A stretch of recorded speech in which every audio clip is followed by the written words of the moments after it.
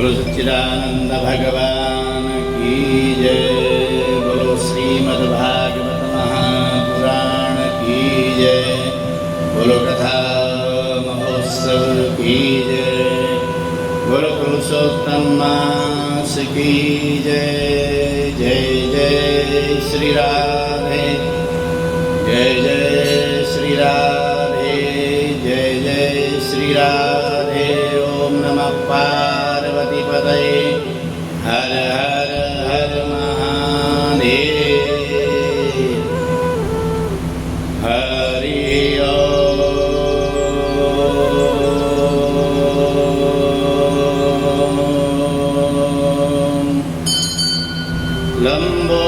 लंबोदरं परमसुन्दरमेकदन्तं पीताम्बरं त्रिनयनं परमं पवित्रम् उद्यन्दिवाकरनिभोज्ज्वलकान्तिकान्तं विघ्नेश्वरं सकलविघ्नहरं नमामि। देवी प्रपन्नार्तिहरे प्रसीद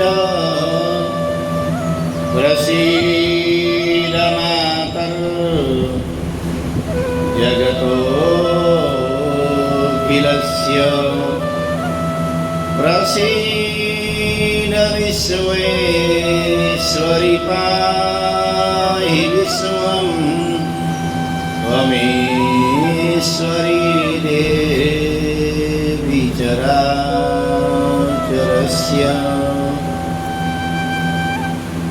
ध्येयं सदा परिभवग्नमभीष्टदोहम्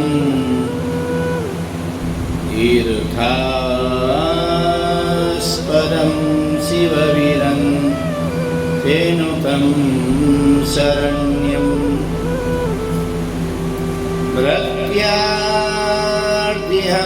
प्रणतपानभवाब्धिपूतं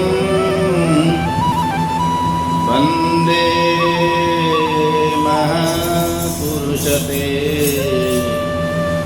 चरणारविन्दं। यत्त्वा सुदुष्टरसुरे सीतराज्यलक्ष्मी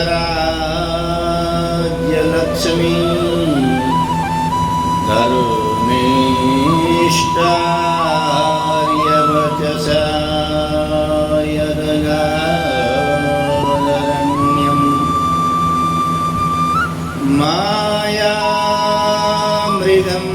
दयितये सीतमन्वदावात् वन्दे महापुरुषते चरणारविन्दम्।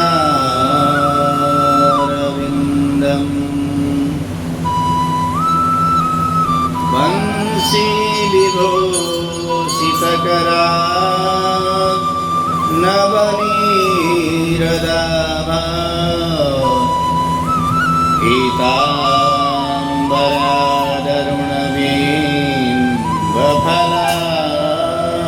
पीताम्बरादरुणबिम्बफलाधरोष्टा पूर्णेन्दुसुन्दरमुखा धरमिन्द्रनेत्रा कृष्णात्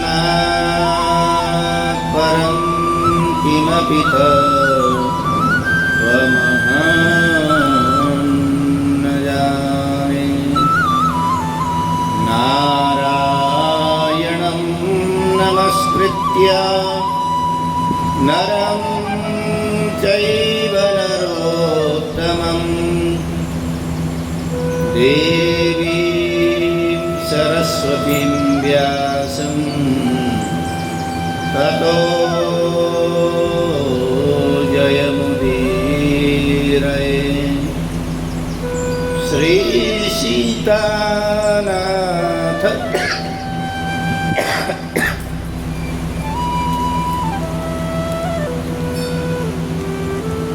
श्री सीतानाथ समारंभा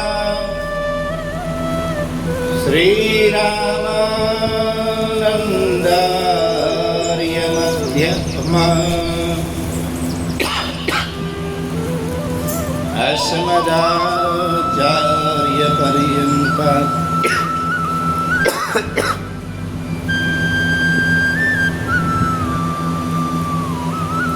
वन्दे श्रीगुरुपरम्परां वन्दे श्रीगुरुपरम्परां।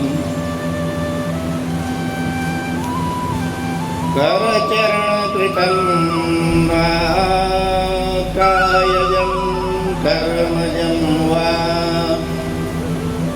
श्रवणनयनजं वा मानसं वा पराधं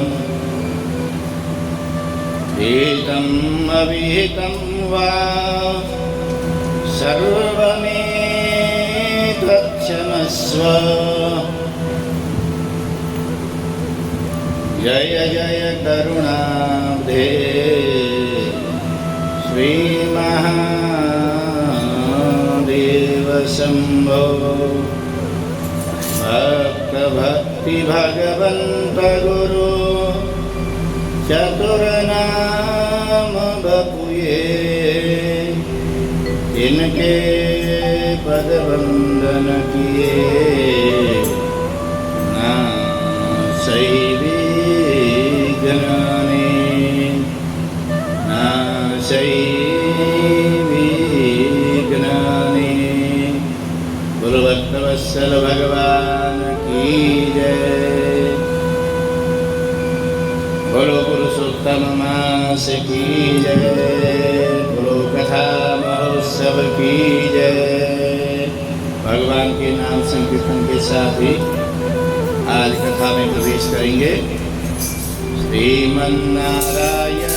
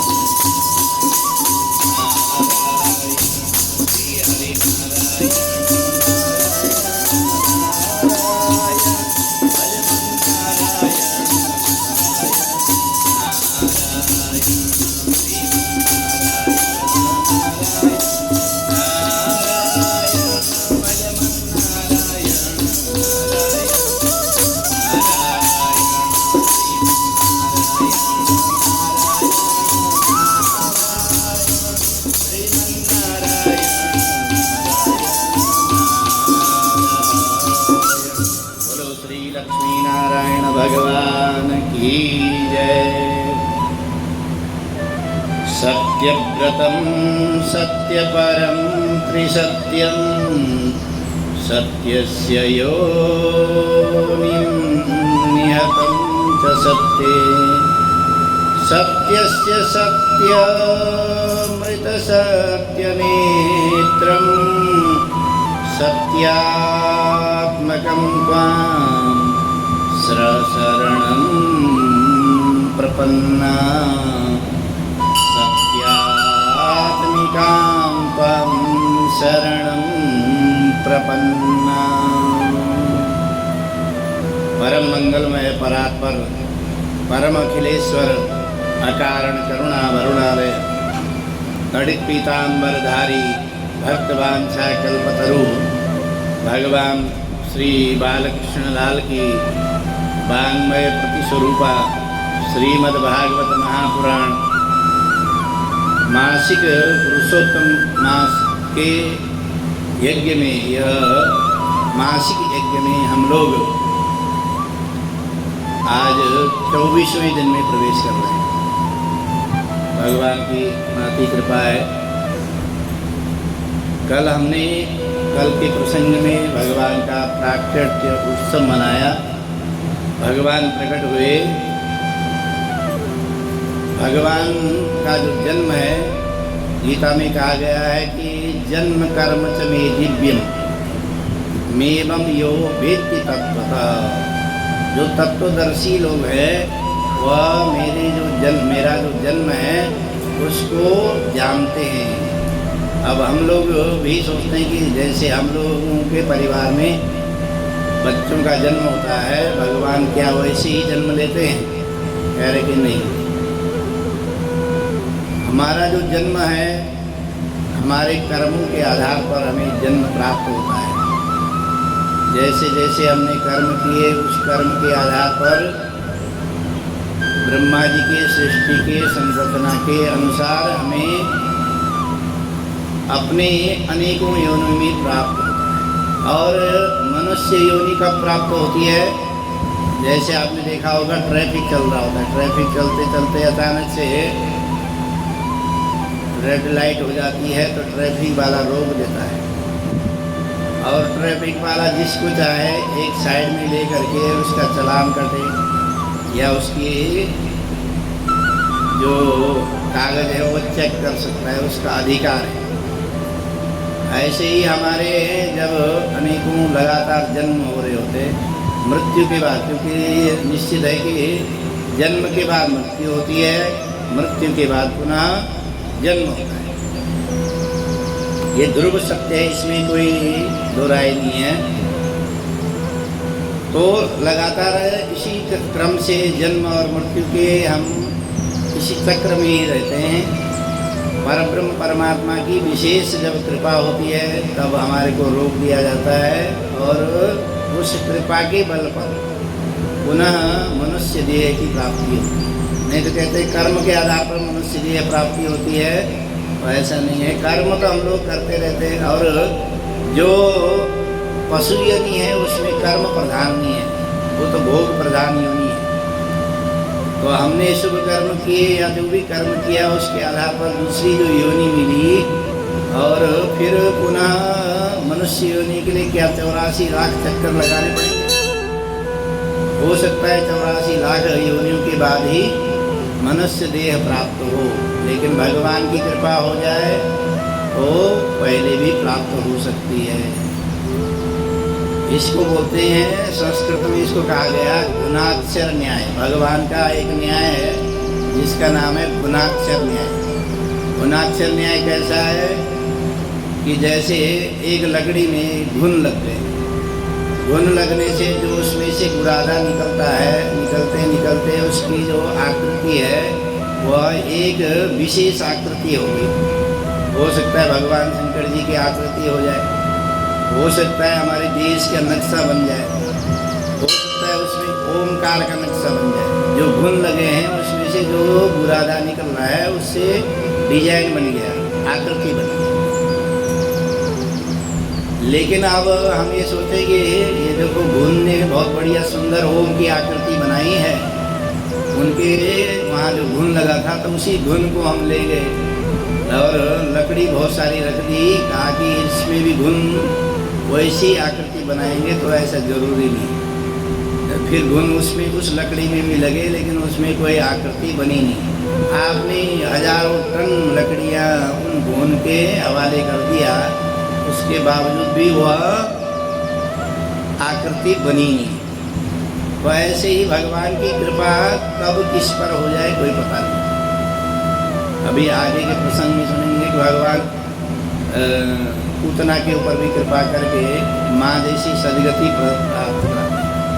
तो भगवान की कृपा का, अब वो कृपा कैसे प्राप्त होती है? जैसे आपने देखा होगा हमारे सन्निधि में जो नज़दीक रहते हैं उन लोगों के प्रति हमारा विशेष ध्यान रहता है। जब भी उनका कोई काम होता है, कार्य होता है, तो उसके प्रति हमारे भाव बनता है और हम उनका काम करने का प्रयास, जल्दी काम करने का प्रयास करते हैं। ऐसा हमारे व्यवहारिक दृष्टि में होता है।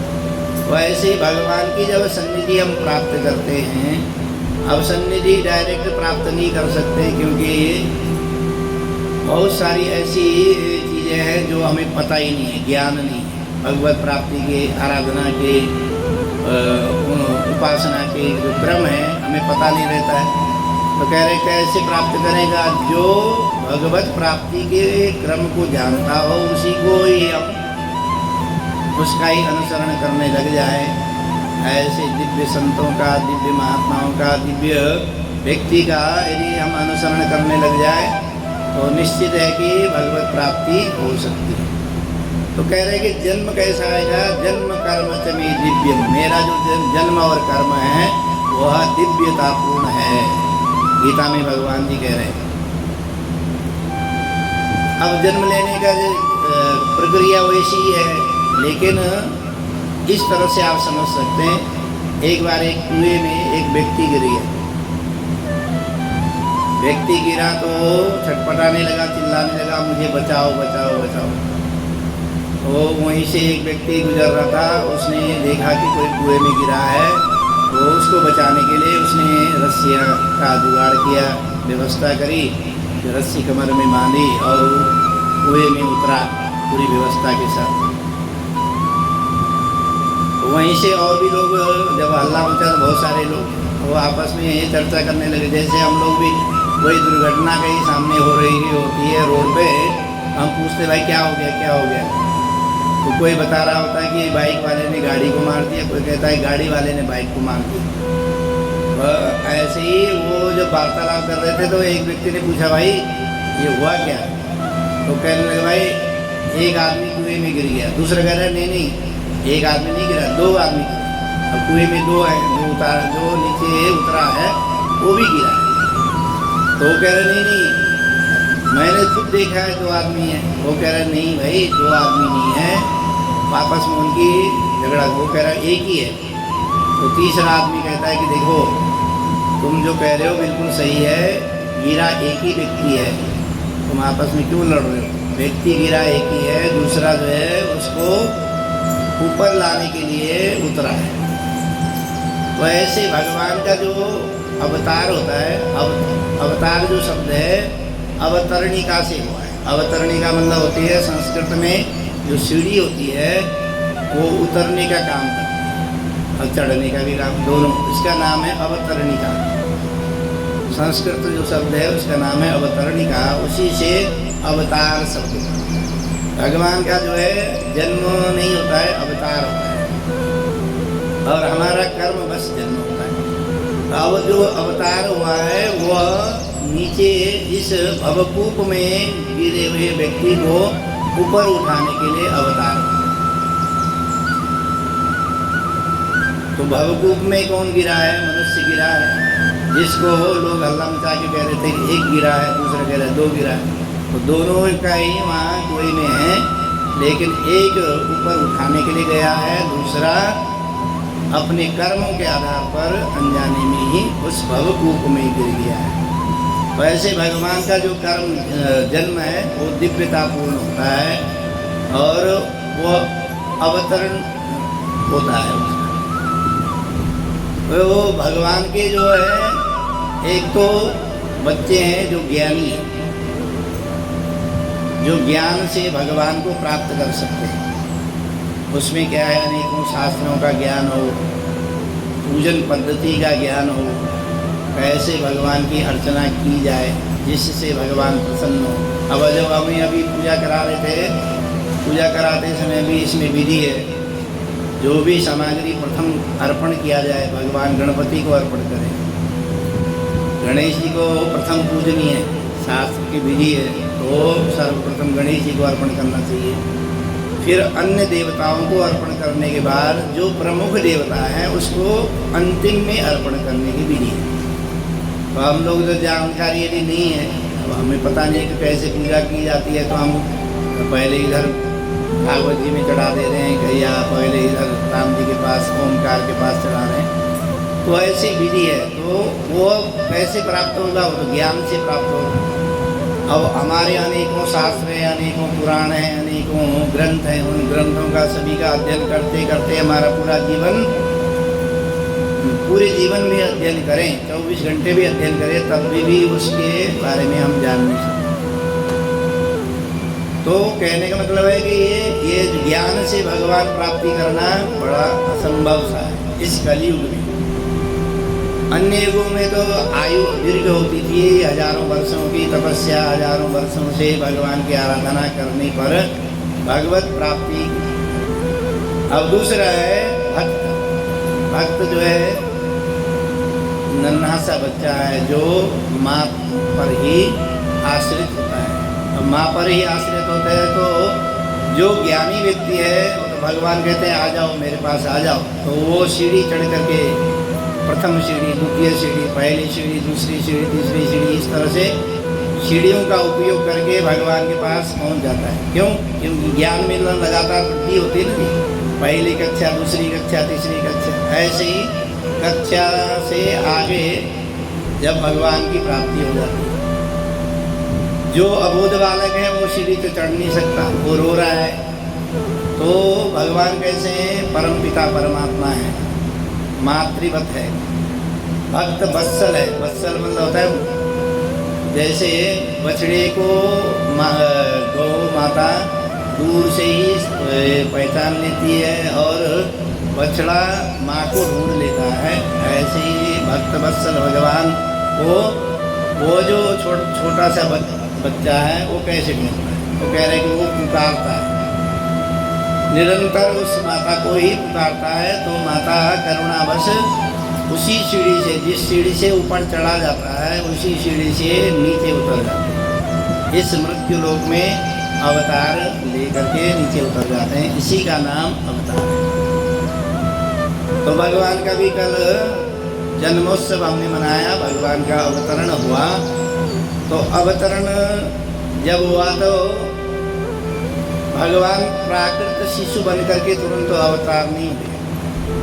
जैसे ही माता के गर्भ में पूर्ण दिवस हुए, तो वैसे ही परम पावन जब दिवस हुआ तो उस समय भगवान अवतार लेने के लिए तैयार हुए। तो देवताओं ने प्रार्थना करी। प्रार्थना ये करी कि आप कभी कभार ना जब कोई व्यक्ति किसी कार्य के लिए जा रहा होता है तो उस कार्य का जो याद है हम लोग याद दिलाते हैं, आराम से जाना बेटा, लेकिन ध्यान रखना, अपना कार्य करना।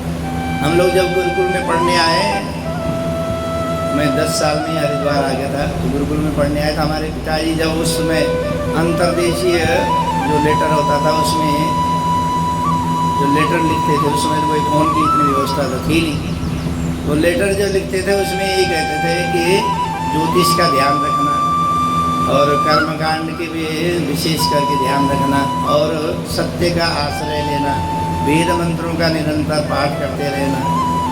तो ऐसे ही याद दिलाते रहते थे। मतलब जो भी लेटर, जो भी पत्र पहले भेजते थे उन पत्रों में यही होता था कि हम यहाँ कुशल से है, सब कुछ ठीक है, तुम अपना ये चीज़ ध्यान रखते रहे। प्रत्येक अभी भी मैंने उन पत्रों को संभाल करके रखा है। पिताजी तो चले गए, तो उनको संभाल के रखा है, तो उनमें अभी भी उनके लिखे हुए अक्षर हैं। तो कहने का मतलब है कि हम भी कोई हमारे साथी कोई किसी कार्य के लिए जा रहा होता है तो उसको याद दिलाते रहते हैं। ऐसे भगवान को भी याद दिला रहे हैं कि अब आप जन्म लेने के बाद मैया के साथ या पूरे परिकर के साथ उस जो सत्य व्रत है वो भूल मत जाना। तो इसीलिए यहाँ पर देवताओं ने बड़ी सुंदर स्तुति की। उसमें यही कहा, सत्यव्रतम सत्यपरम त्रिसत्यम सत्यस्य योनिम निहतम च सत्ये सत्यस्य सत्यमृत सत्यनेत्रम सत्यात्मकं त्वां शरणं प्रपन्ना।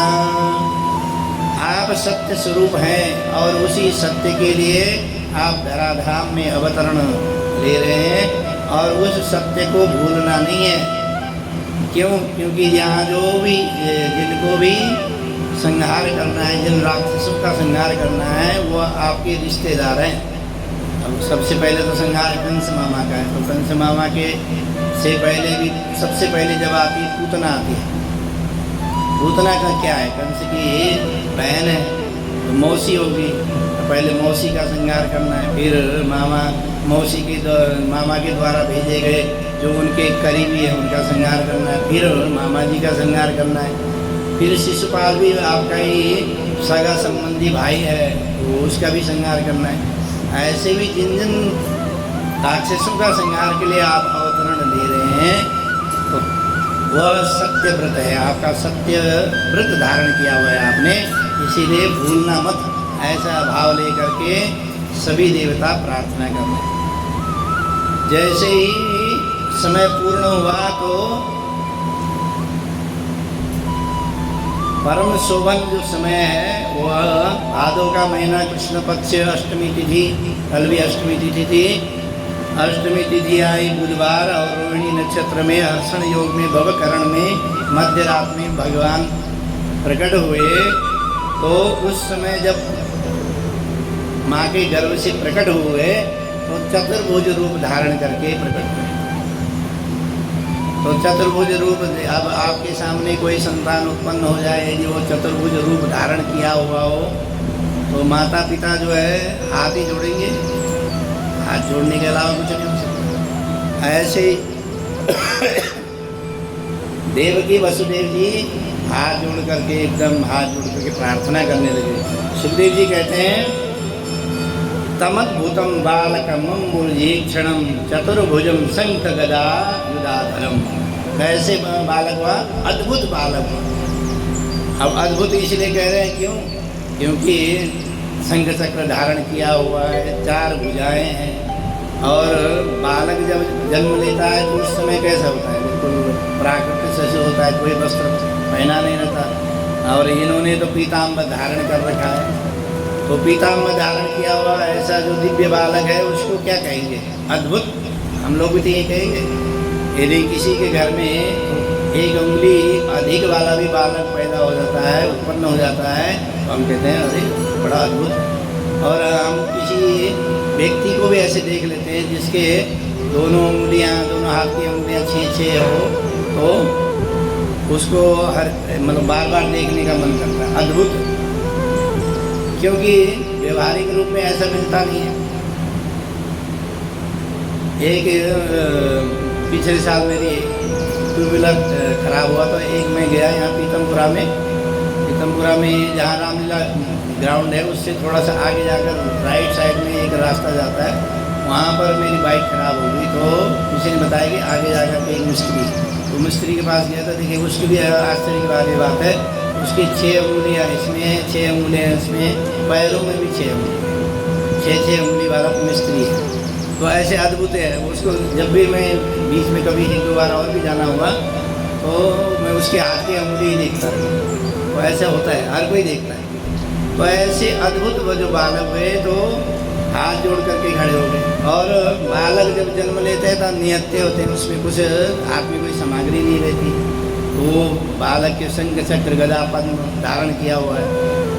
वैसे वसुदेव जी उनकी छवि को निहार करके और प्रार्थना कर रहे हैं, प्रणाम कर रहे हैं, तो कह भी रहे हैं कि विदितोऽसि भगवान साक्षात पुरुष प्रकृते परम।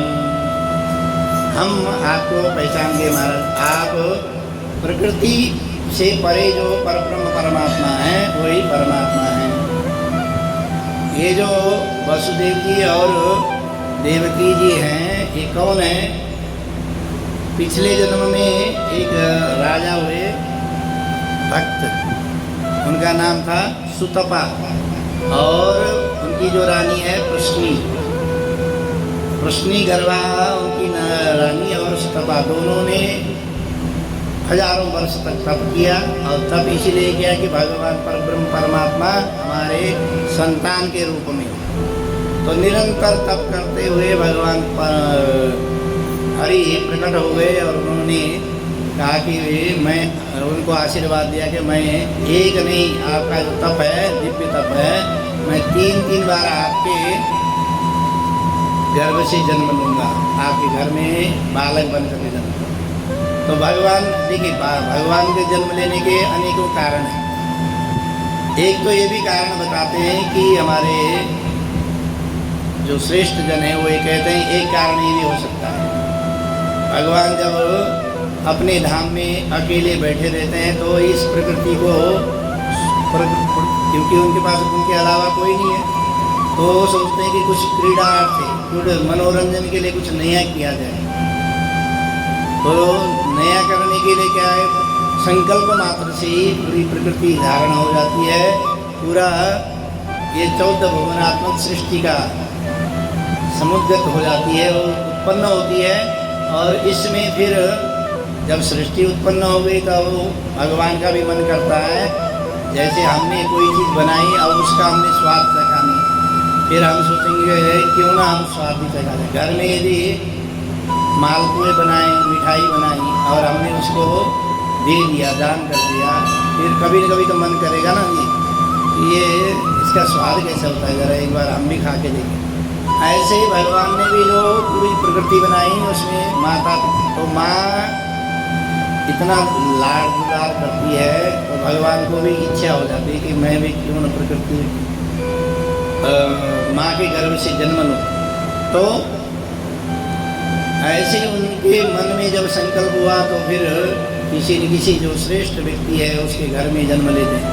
लिखा है शुचीनाम श्रीमताम गेहे योगो भ्रष्ट विजाए थे, जो शुचि माने पवित्र और जिन्होंने परमात्मा का ही निरंतर चिंतन किया है, उसी के घर में भगवान अवतार लेते हैं। तो पहले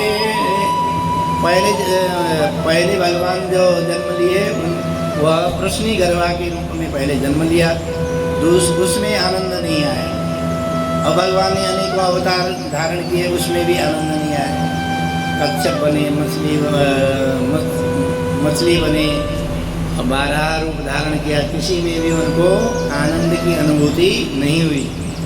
फिर उसके बाद महामुनि कश्यप और अदिति के गर्भ से जन्म लिया वामन के रूप में। वामन के रूप में जन्म लिया तो माता ने बड़ा दुलार किया, और 5 साल के हुए थे तो राजा बलि के दरबार में पहुंच गए। दरबार में पहुंच करके जब बलि के सम्मुख देखा कि उन्होंने विराट रूप धारण किया तो माता पिता को भी आश्चर्य हुआ। वो भी हाथ जोड़ करके प्रार्थना करने लगे कि क्योंकि हमारा जो बालक है वो तो अद्भुत है, और वो तो हम सोच रहे थे हमारा पुत्र है, वो तो हमारे पिता निकला। तो माता पिता भी हाथ जोड़ करके प्रणाम करने लगे, उसमें भी रस भंग हो गया। तो भगवान ने सोचा कि अब की बार ऐसा नहीं करेंगे। इसीलिए भी यहाँ पर जो देवतागण हैं वो प्रार्थना कर रहे हैं कि आप अपने व्रत का ध्यान जरूर रखना, सत्य व्रत का ध्यान रखना। तो इस बार जो जन्म लिया है वसुदेव और देवकी के रूप में सुतपा और प्रश्नी नाम की जो महारानी थी, इन्होंने जन्म लेकर के और भगवान उनके उदर से जन्म लिया। तो इस तरह से यह तीसरे जन्म में भगवान श्री कृष्ण रूप में जन्म तो यह जो अद्भुत बालक है उसको देख करके दोनों प्रार्थना करने लगे और प्रार्थना में ये कह रहे कि हम आपको पहचान गए, आप प्रकृति से परे जो परब्रह्म परमात्मा है वही भगवान आप हैं। देवकी मैया तो डर गई और डर इसलिए भी रही थी क्योंकि एक तो उनका जो स्वरूप है ना, स्वरूप है शंख चक्र का, और यदि बाहर जो सैनिक है उनको पता चल जाए तो तुरंत ही मामा जी आ जाएंगे और यहीं युद्ध जो कारागार है, कारागार जो भूमि है युद्ध भूमि न बन जाए। तो उनको डर इस बात का भी था कि मामा ना आए। तो भगवान कह रहे कि मेरी माया से मोहित सभी जो प्राणी हैं वह इस जो हम आपस में वार्तालाप कर रहे हैं वो किसी को भी नहीं दृष्टिगोचर नहीं हो रहा है, आप डरिए मत। और भगवान सारी व्यवस्था समझाते हैं, कहते हैं कि मैं अभी प्राकृत शिशु बन जाऊंगा और आप मुझको ले करके यहाँ से सीधा गोकुल पहुँचिए और वहाँ जा करके जो कन्या उत्पन्न हुई है उसको ले करके आप यहाँ आ जाइए और मेरे को गोकुल छोड़ के आना है। इस तरह से भगवान सारी बात समझाते हैं। तब वसुदेव जी उनको वैसे ही करते, प्रणाम करते हो। जब प्राकृत शिशु बन जाते हैं तो वो यहाँ प्राकृत शिशु बनने के बाद यहाँ रोए नहीं।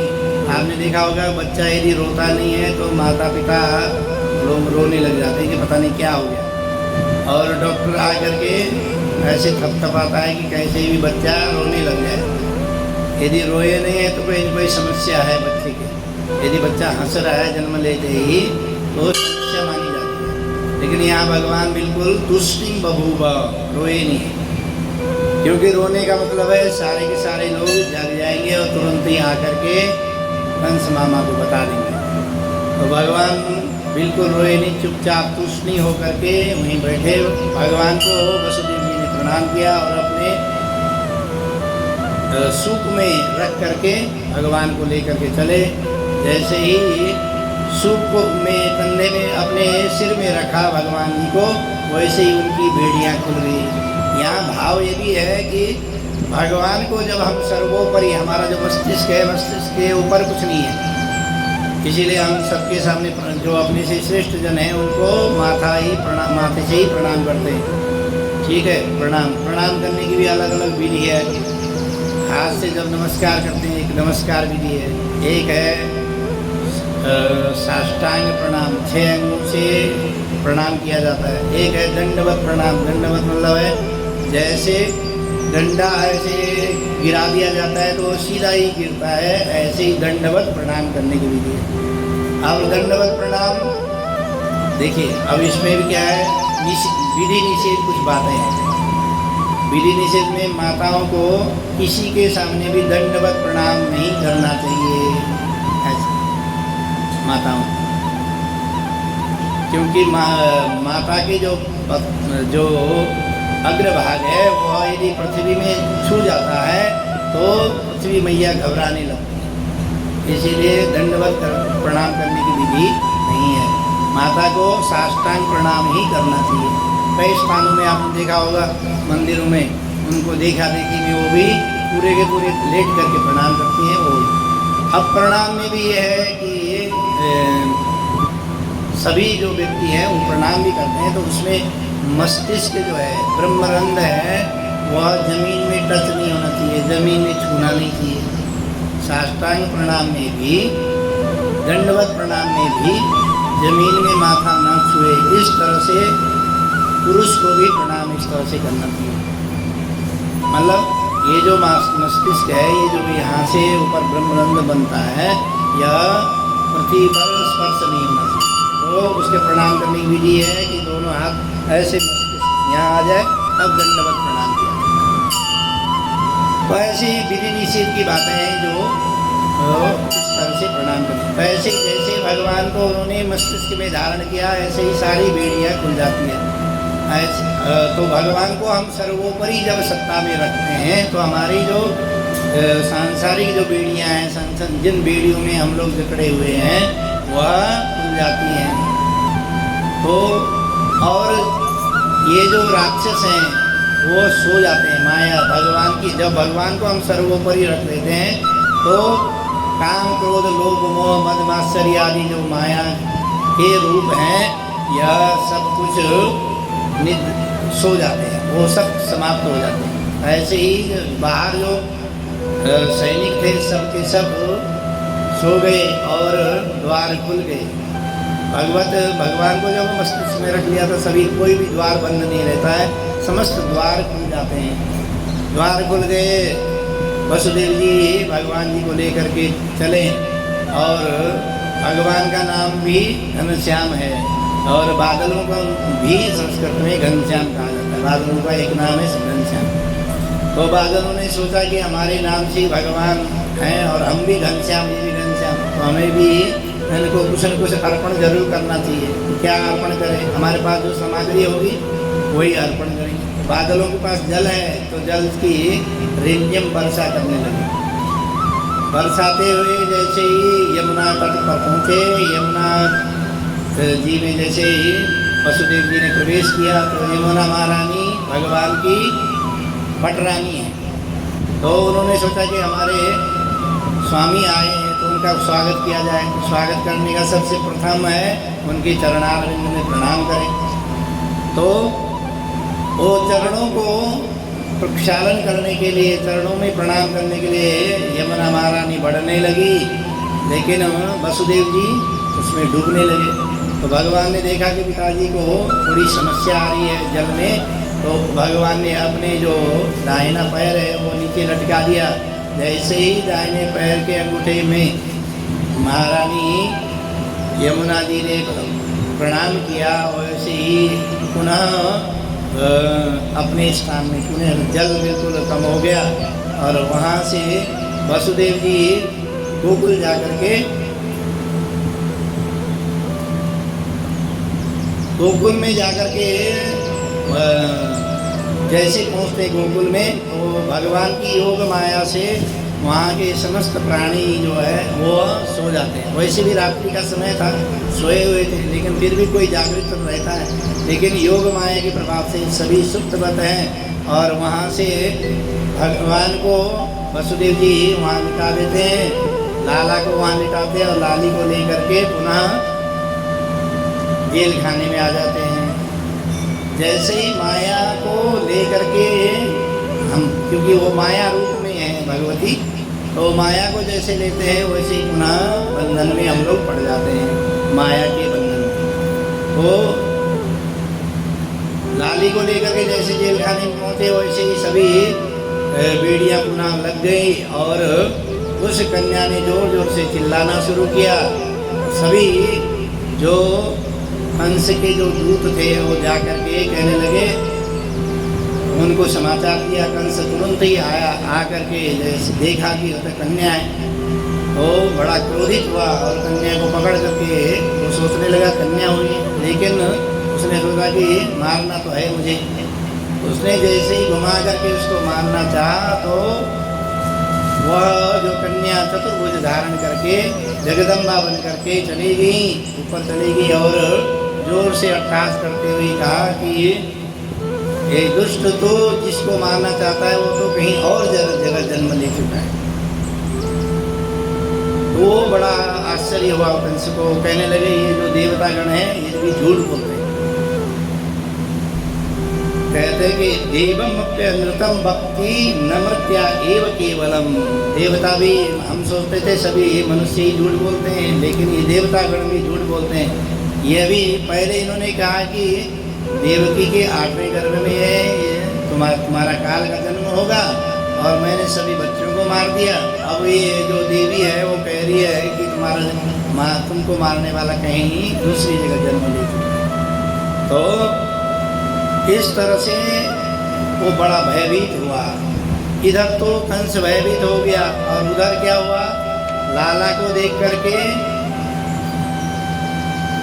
प्रातःकाल जब यशोदा मैया के गोदी पर लाला को देखा तो उनकी जो ननद थी, ननन उन्होंने तुरंत ही जा करके नंद बाबा को खबर दी कि तुम्हारे घर में लाला हो गया है। नंद बाबा बड़े प्रसन्न हुए। प्रसन्न होकर के कह रहे हैं कि क्या करा उन्होंने। सुखदेव जी कहते हैं नंदस्त्वात्मज उत्पन्ने जाता ह्लादो महामना आहूय विप्रान् वेदज्ञान् स्नात शुचि अलङ्कृता स्नात शुचि अलङ्कृता। कह रहे नंदस्त्वात्मज उत्पन्न। यहाँ पर आत्मज शब्द का शब्द उच्चारण किया है सुखदेव मुनि ने। तो कह रहे कि नंद के घर में कौन हुआ? आत्मज। आत्मज उसी को बोला जाता है जो आत्मा वही जायते पुत्र, जो अपना ही पुत्र हो उसको आत्मज कहा जाता है। तो यहाँ आत्मज क्यों कहा? ये तो वसुदेव जी का पुत्र है। देवकी वसुदेव जी के घर में वो जन्म लिया जो पुत्र है। तो यहाँ पर उनको ये कहते कि नंदस्त्वात्मज न बोल करके न और कोई शब्द उपयोग कर सकते थे। तो यहाँ पर आत्मज शब्द का उपयोग क्यों किया? इसमें भी संशय है कि जो नंद के घर में जो जन्म लिया था, जो बालक पहले जन्म लिया था, जिसको लाली के रूप में ले गए, वह एक लाली हुई थी और एक लाला हुआ। तो लाला जो है अदृश्य रूप में वहीं था और लाली को लेकर के वसुदेव जी पहुंच गए मथुरा। लेकिन जो लाला है यहाँ दोनों लाला इकट्ठे हो गए, सम्मिश्रण हो गए। ऐसा भाव भी कुछ जो संत है, दिव्य संत है, वह भाव प्रकट करते हैं कि यहाँ पर इसीलिए सुखदेव मुनि ने नंदस्त्वात्मज उत्पन्न का शब्द उच्चारण किया है। तो क्या किया उन्होंने? नंद बाबा के घर में जब बालक का जन्म हुआ तो उन्होंने उत्सव मनाया। कह रहे कि कैसे उत्सव मनाया? जाता ह्लादो महामना, आह्लादो जाता, बहुत प्रसन्नता हुई, बहुत खुशी हुई। और खुशी होने के साथ साथ क्या किया? आहूय विप्रान् वेदज्ञान्, ब्राह्मण को बुलाया। जात कर्म संस्कार होता है, जो जात कर्म संस्कार में पिता को दोष नहीं लगता यदि उस समय पूजन किया जाता है, जिसको बोलते हैं नाल छेदन से पूर्व सूतक का दोष नहीं लगता है। जब जात कर्म संस्कार होता है तभी नाल छेदन करने की विधि है। हम लोग तो जो 16 संस्कार हैं, कभी कभार तो 16 संस्कारों के बारे में हमें पता नहीं होता। यदि संस्कार में बारे में यदि जानकारी भी हो तो हमारे घर में वो 16 संस्कार होते ही नहीं। जन्म से लेकर पूरे जीवन पर्यंत 16 संस्कार माने गए। गर्भाधान संस्कार पहला संस्कार है। तो इसी तरह से जब बच्चा जन्म लेता है इसको बोलते हैं जात कर्म संस्कार, तभी सुसंस्कृत होता है जब। और भगवान देखिए जन्म लेने की विधि कैसे है। भगवान परब्रह्म परमात्मा ने सारी व्यवस्था करी होती है। जन्म जब लेता है, जन्म लेने से पूर्व देखिए हम लोग सोचते हैं कि बच्चे अधिक होंगे तो उनकी व्यवस्थाएं कौन करेगा और कौन उनको संभालेगा। आज से पहले ज़्यादा पीछे मत जाइए। यदि हम आज से पीछे 40-50 साल पीछे चले जाएं तो सभी के घर में 4-5 संतानें आराम से होती थी और उनकी व्यवस्थाएं सब आराम से हो जाती थी। जबकि जितनी आज आधुनिक युग में जितनी व्यवस्थाएं हैं उतनी व्यवस्था पहले होती नहीं थी। न धन की व्यवस्था होती थी, न अन्न की व्यवस्था होती। अन्न भी पहले की अपेक्षा अधिक हो रहा है। उसके बावजूद भी हम घबराते हैं, हम सोचते हैं कि हम दो हमारे एक ही। तो इस तरह से हमारी संतान में भी हम लोगों ने रोक लगा दी है।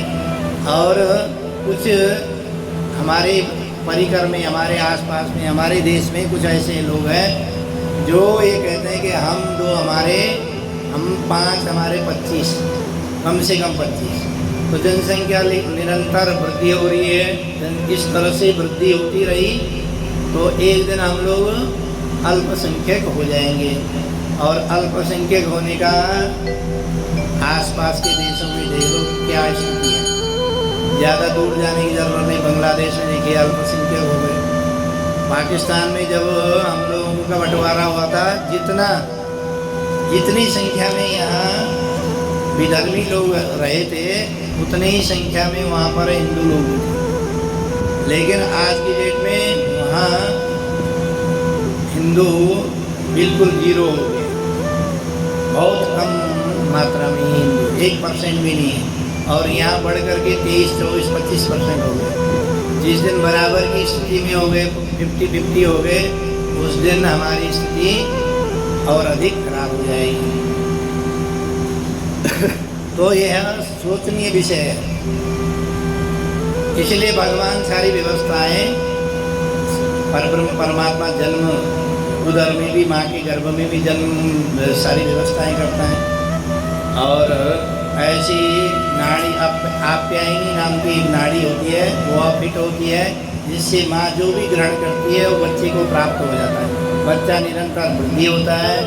और जब प्रसव पीड़ा होती है तो प्रसव वायु से बच्चा बाहर आ जाता है। बाहर आते ही आप्यायनी नाड़ी, जो नाल छेदन है, हम लोग नाल छेदन कर देते हैं, तो फिर माँ के द्वारा किया गया जो भी भोजन है वो बच्चे को प्राप्त नहीं होता। फिर माँ के तुरंत देखें, भगवान की व्यवस्था देखें कैसी है।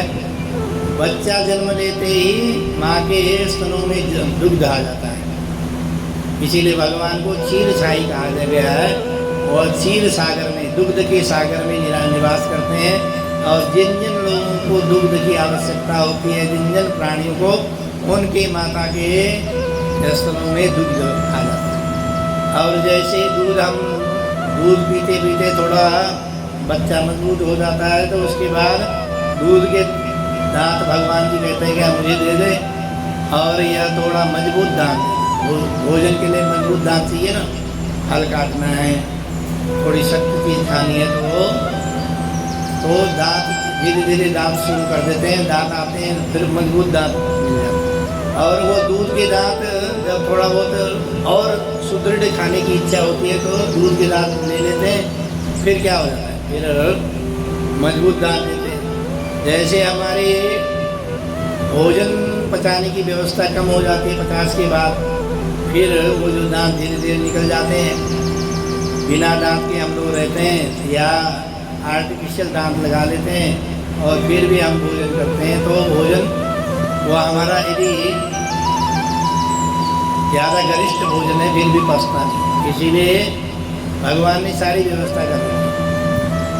तो ऐसे ही जब जन्म लिया तो आहूय विप्रान, ब्राह्मणों को बुलाया गया। कैसे ब्राह्मण? वेदज्ञ ब्राह्मण, जो वेद मंत्रों को जानने वाले। अब हम तो सोचते हैं ब्राह्मण कोई भी हो, कोई भी पंडित जी हो, बुला लेते हैं। ऐसे ही कुछ कर्मों में भी हम लोगों को पता नहीं, हम धीरे धीरे विकृत, जो कर्मकांड जो क्षेत्र है, जो हम लोग व्यवस्थाएं हैं, वो भी विकृत होती जा रही है। कर्मकांड की भी पद्धतियों को लोग समझ नहीं पा रहे। और ब्राह्मण लोग भी कहते हैं, देखिए श्राद्ध में ब्राह्मण को ही जिमाने का विधि है, ब्राह्मणी को जिमाने का कोई कर्मकांड में पद्धति नहीं है। लिखा है इतने ब्राह्मणान भोज हिस्से, ब्राह्मणों का भोजन कराए। लेकिन घर में यदि किसी के साथ चली जाए, वो कहते हैं जी पंडिता नहीं चाहिए। और कई स्थिति ऐसी है कि घर में कोई कम उम्र में ही बालिका चली जाती है, तो कहते हैं जी कोई कुंवारी पंडितानी ढूंढ लो। और कुंवारी पंडितानी कहाँ से मिलेगी भाई? पंडित जी से शादी हुई तभी तो पंडितानी हुई, तो कुंवारी पंडितानी ढूंढते। एक बार यहाँ मंदिर में आए थे, वो कह रहे हमें ना कुंवारी पंडितानी चाहिए। मैंने कहा क्यों जी, किस लिए चाहिए? कह रहे कि हमारे घर में कोई कुंवारी चलेगी थी, इसलिए हम कुंवारी पंडितानी। मैंने कहा जी एक बात बताइए, पंडितानी तभी होगी जब उसकी शादी होगी, तब कुंवारी कहाँ से होगी? तो कहने वाला लोगों को समझ ही में नहीं है। ऐसे ही ब्राह्मण को ही भोजन कराने की विधि है। अब ब्राह्मण लोग भी ऐसा बताते हैं, ऐसा नहीं है कि ब्राह्मण को पता ही नहीं है कर्मकांड पद्धति में क्या लिखा हुआ है, कैसे कराना चाहिए। यदि आप किसी को भोजन कराते हैं तो भोजन, देखिए लोगों की सहायता करना अलग विषय है, लेकिन किसी पर्पज से हम ब्राह्मण को भोजन करा रहे हैं, उस पितरों की तृप्ति के लिए भोजन करा रहे हैं, तो ब्राह्मण को ही भोजन कराने की विधि है, न कि ब्राह्मणी को। अब मान के चलो, देखिए इसमें भी शास्त्र ऐसा क्यों निर्देशन किया, शास्त्रों का भी निर्देशन समझिए, ये क्यों हुआ होगा, इसके पीछे गहराई है समझिए। गहराई का मतलब ये है कि कभी कभार जब हमारा श्राद्ध पक्ष है और हम किसी सास के लिए, किसी माता के लिए हम श्राद्ध करा रहे हैं, और इस बार तो हमने भोजन कराया ब्राह्मणी को बुला करके भोजन कराया मांग कर, लेकिन अगली बार उन्हीं दिनों में जिस ब्राह्मण को हम भोजन करा रहे थे और जिस ब्राह्मणी को भोजन करा रहे थे, वो जो ब्राह्मणी है उस दिन वह अपवित्र हो गई, मासिक धर्म हो गया उसको। तो ऐसे ब्राह्मणी को आप भोजन कराओगे? नहीं कराओ। अपवित्रता में भोजन नहीं कराना चाहिए, पाप लगता है, आपको भी पाप है और वो जिसके लिए करा रहे हैं उसको भी पाप हो। तो कहने इसीलिए हमारे शास्त्रों में इसका स्पष्ट रूप से निषेध कर दिया। इसके पीछे का लॉजिक यही है, अपवित्रता। और पहले क्या होता था, पुरोहित होता था प्रत्येक। अब तो क्या है, ब्राह्मण कभी किसी से पूजा करा लेते, कभी किसी से बुला लेते, कभी किसी को बुला लेते। लेकिन ब्राह्मणों में भी निश्चित है कि आप किसी योग्य व्यक्ति को ही अपने पुरोहित बनाना चाहिए, और वो पुरोहित कैसा हो, आपका हित चाहने वाला। पुरोहित का अर्थ ये है, आपसे पहले आपके परिवार की चिंता करे और आपके हित चाहे, वही पुरोहित है। तो ऐसे ब्राह्मणों को बुलाया, तो ये बहुत सारी कर्मकांड में विधि है जिस विधि को हम लोग जानते नहीं हैं, और हम लोग ऐसे धीरे धीरे कई स्थानों में इन चीज़ों को, जैसे व्यास गद्दी में भी बैठने का निषेध है। अब व्यास गद्दी में भी जो बैठे, अब आजकल तो आपने देखा होगा व्यास बन रहे हैं, वो कह रहे हैं कि छोटी बच्चियों को भी व्यास बना दे रहे हैं और बालक को भी व्यास बना दे रहे हैं। ऐसे जब तक पूरे शास्त्रों का मर्मज्ञ ना हो, सिर्फ कुछ कथाओं को सुन करके, कथाओं को पढ़ करके कथा सुनाने की विधि नहीं है। उसमें कर्मकांड को जानने वाला होना चाहिए, वेदज्ञ होना चाहिए। उसमें स्पष्ट लिखा हुआ है, जो कथावाचक हो वेदज्ञ हो, वेद को जानने वाला हो, वेद मंत्रों का उच्चारण करने वाला हो।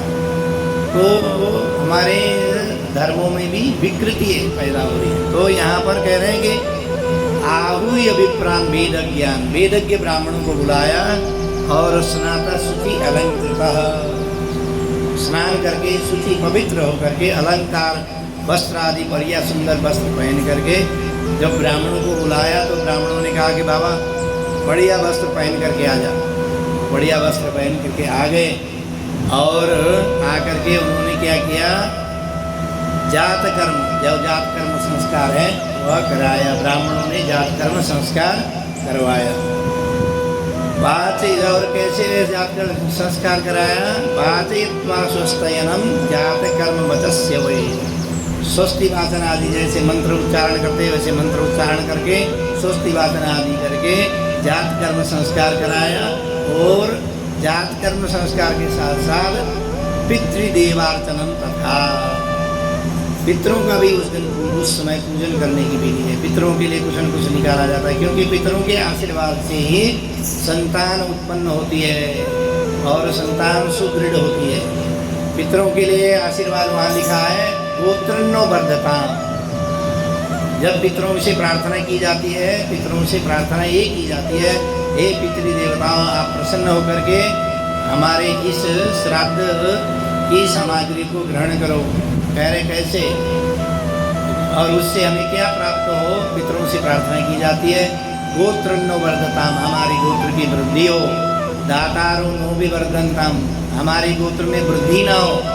क्योंकि सगर के जो 60,000 बच्चे हुए तो वो भी घमंडी होकर के कपिल मुनि को ही चोर पहने लगे। तो ऐसे 60,000 बच्चे उत्पन्न, ज़्यादा बच्चे ना हो, लेकिन कैसे हो, दातारो नो विवर्धनता, दान देने वाले हों, माता पिता की सेवा करने वाले हों, और वेदज्ञ, वेदों के ऊपर श्रद्धा रखने वाले हों। ऐसे संतान की उत्पत्ति के लिए प्रार्थना की जाती है उन पितरों से। तब जाकर के वह जो बालक है वह जीवन में माता पिता की सेवा करने वाला, सनातन धर्म को मानने वाला और पापाचार से दूर रहने वाला ऐसा बालक होता है। संस्कार जो है शुरुआत से ही डालने से तब सुसंस्कृत होता है। तो ऐसे ही उन्होंने पितरों का भी पूजन किया, देवताओं का भी पूजन किया और फिर आनंद मनाने लगा। और साथ में ब्राह्मणों को दान में क्या दिया, कहा धेनु नाम्यते प्रादाद विप्रेभ्य समलंकृते। ब्राह्मणों को 2 लाख गैया दान करी। जो नंद बाबा है, नंद बाबा के पास 9 लाख गैया हैं। 9 लाख गैया में से 2 लाख गाय दान करी ब्राह्मणों। अब देखिए इस हिसाब से लगा के चले तो 10% से भी अधिक दान किया। यदि 9 लाख है तो कितना हो गया, 2 लाख दान कर दिए। तो वैसे तो 10% दान हमें जो इनकम होती है उसका दान करना चाहिए, जिसकी भी जितनी इनकम हो। लेकिन ऐसा हमेशा हो नहीं पाता। जब भी यज्ञ पूजन या अनुष्ठान हो उसमें भी 10% दान करने की विधि है। तो कह रहे 2 लाख दान किया। विप्रेभ्य समलंकृते, ऐसे नहीं सिर्फ गाय उठा करके दे दी। गाय, दूध देने वाली, सबत्सा गौ और अलंकार से युक्त। अलंकार में क्या होता है, सिंह जो है चांदी के सिंह बनाए जाते हैं, सोने के खुर बनाए जाते हैं, या सोने के सिंह बनाए जाते हैं, चांदी के खुर बनाए जाते हैं, वस्त्र आदि। और के साथ दक्षिणा के साथ ही ब्राह्मणों को दान दिया जाता है। गौदान करने की पूरी विधि है, प्रक्रिया है, उसमें कर्मकांड में पूरी प्रक्रिया है। और तिलांत्रीन सप्त रत्नौघा कौशम कौम्भावरावृतम। वो कह रहे कि बड़े बड़े 7 बड़े बड़े पर्वतों के आकार के अन्नदान भी करा। और जो नंद बाबा के पास जो लोग आ रहे हैं उनको भी यथा योग्य जो जैसा मांग रहा है वैसे ही उससे अधिक नंद बाबा लोग आ रहे हैं। तो इस तरह से नंदोत्सव, लगातार नंदोत्सव मना रहे हैं। भगवान के उत्सव निरंतर मन रहा है और उत्सव लगातार मनाया जा रहा है। भगवान इस गोकुल में निरंतर उत्सव मनाया जा रहा है। ठीक है जी। तो हम लोग भी यहाँ पर उत्सव मनाते हुए भगवान का नाम संकीर्तन करते हैं, उत्सव मनाएंगे और फिर आगे की जो कथा है कल आपको सुनाएंगे। जय जय श्री राधे, जय जय श्री राधे। आधर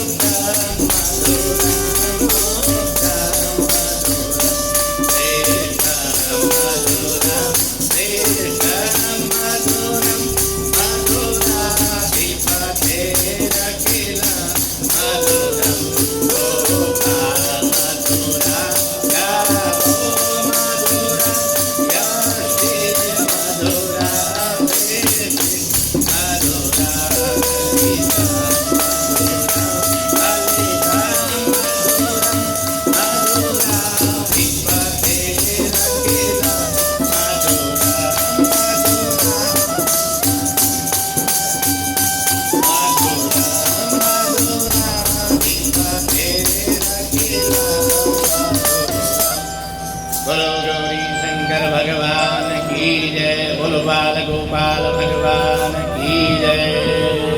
ओम नमः पार्वती पतये हर हर महादेव। ततो आराधिक्य श्री भागवत भगवान की है पापियों को पाप से है तारती। श्री भागवत पापियों को पाप से है तारती। ये अमर ग्रंथ है पंचम वेद निराला है। ये अमर ग्रंथ है मुक्ति बंध है पंचम वेद निराला। नव ज्योति जगाने वाला है, नव ज्योति जगाने वाला है। नाम यही हरि नाम, यही हरि नाम, यही हरि नाम, यही जगमंगल की आरती। पापियों को पाप से है तारती। भागवत भगवान की है आरती। पापियों को पाप से है तारती। ये शांति गीत पावन गाने वाला है। ये शांति गीत पावन दर्श कराने वाला है। हरि दर्श कराने वाला। यश करनी हर करनी, यश करनी हर प्रेम दुर्योधन की आरती। पापियों को पाप से है तारती। भागवत भगवान की है आरती। पापियों को पाप से है तारती। मधुर बोल जगबंध घोर श्री मार्ग दिखाने वाला है। हे मधुर बोल जगबंध घोर वाला है। बिजली को बनाने वाला है, बिजली को बनाने। श्री राम यही घनश्याम यही, श्री राम यही, यही प्रभु महिमा की आरती। पापियों को पाप से है तारती। भागवत भगवान की है आरती। पापियों को पाप से है तारती। भागवत की है आरती। पापियों को पाप से है तारती। जमाराधिकं समर्पयामि पात्रमध्ये स्कन्दोऽयं भ्रामकं देवोपरि अङ्गलगनमनुष्याणां सर्वं पापं दुःखं कष्टं व्यपोहति जलेन शीतलीकरणं द्यौः शान्तिरन्तरिक्षं शान्ति पृथिवी शान्तिराप शान्तिरोगदय शान्ति वनस्पतय शान्तिर्विश्वै देवाः शान्ति ब्रह्म शान्ति सर्वं शान्ति शान्तिरेव शान्ति सामा शान्तिरेधि सुशान्तिर्भवतु।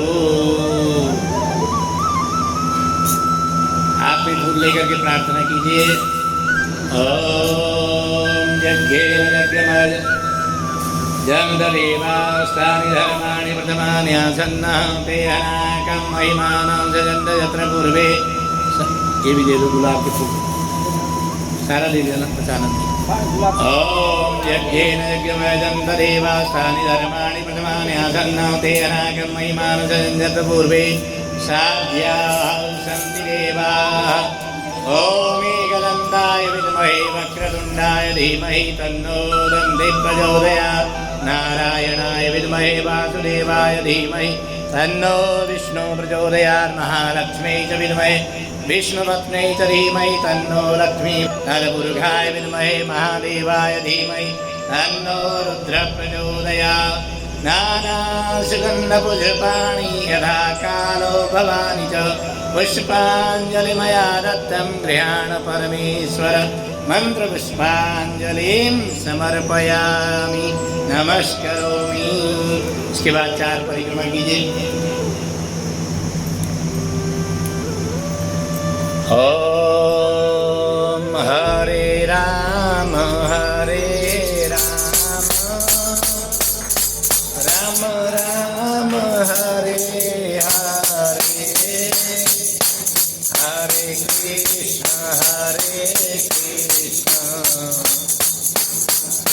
कृष्ण हरे हरे हरे राम